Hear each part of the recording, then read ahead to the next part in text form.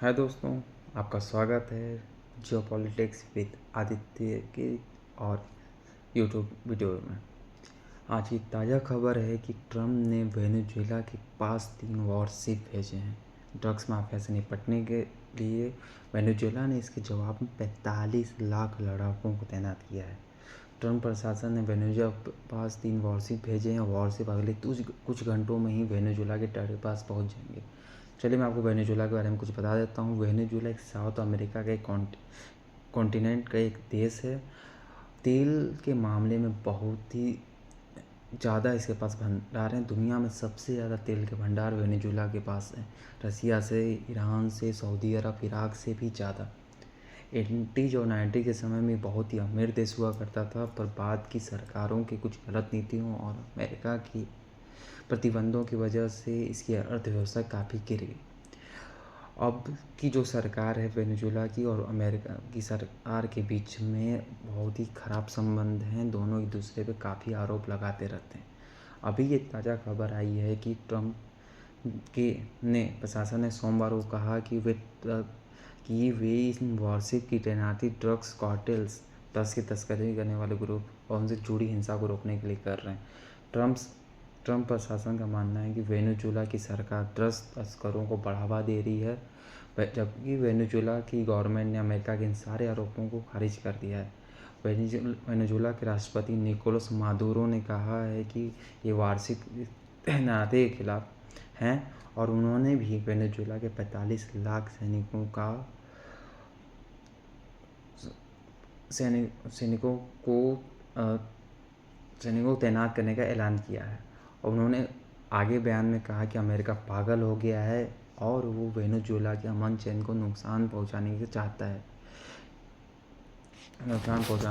इसलिए हमें लगातार धमकियां दे रहा है। लेकिन वो अपने वेनेजुएला के हितों की अच्छा हर कीमत पे करेंगे।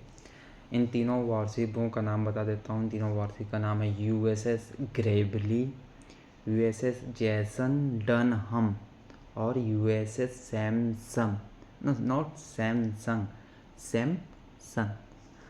ये तीनों Aegis guided missile destroyer warship हैं जो वेनेजुएला के तट पर कुछ ही घंटों में पहुंच जाएंगे। वेनेजुएला के विदेश मंत्री युवान गिल ने मंगलवार को एक बयान में कहा कि अमेरिका का वेनेजुएला पर 10 ड्रग तस्करी का आरोप उनकी विश्वसनीयता की कमी को दिखाता है।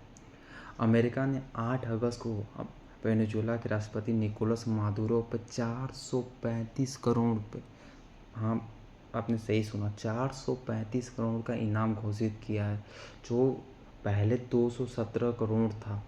इसके अलावा उनकी 6000 करोड़ से अधिक की संपत्ति पे कब्जा कर लिया है, जिसमें उनके 2 प्राइवेट जेट भी शामिल हैं। ट्रम्प प्रशासन का आरोप है कि मादुरो ड्रग तस्करों के साथ मिलकर अमेरिका में फेंटानिल मिला हुआ कोकीन बेच रहे हैं। मादुरो पर 2020 से न्यूयॉर्क की एक अदालत में नार्को, आतंकवाद और कोकीन सप्लाई करने का आरोप में मामला भी दर्ज है।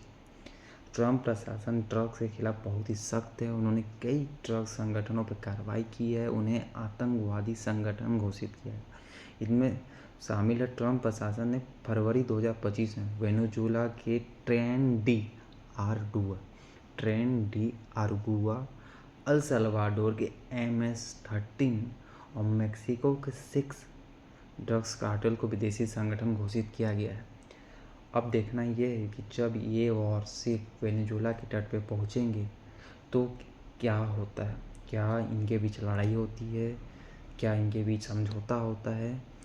अभी तक ये मामला बहुत ही गर्म है। वेनेजुएला एक अमेरिका के मामले सैन्य दृष्टि से बहुत कमज़ोर है, पर अगर ये जंग होती है तो इसमें काफ़ी जान माल का नुकसान हो सकता है, क्योंकि हम वेनेजुएला के पास भी लड़ाकों की कमी नहीं है। 45 लाख लड़ाके बहुत बड़ी संख्या होती है और वो रसिया से, वेनेजुएला के रसिया, ईरान और अमेरिका के जितने भी दुश्मन हैं उनसे तो अच्छी दोस्ती है।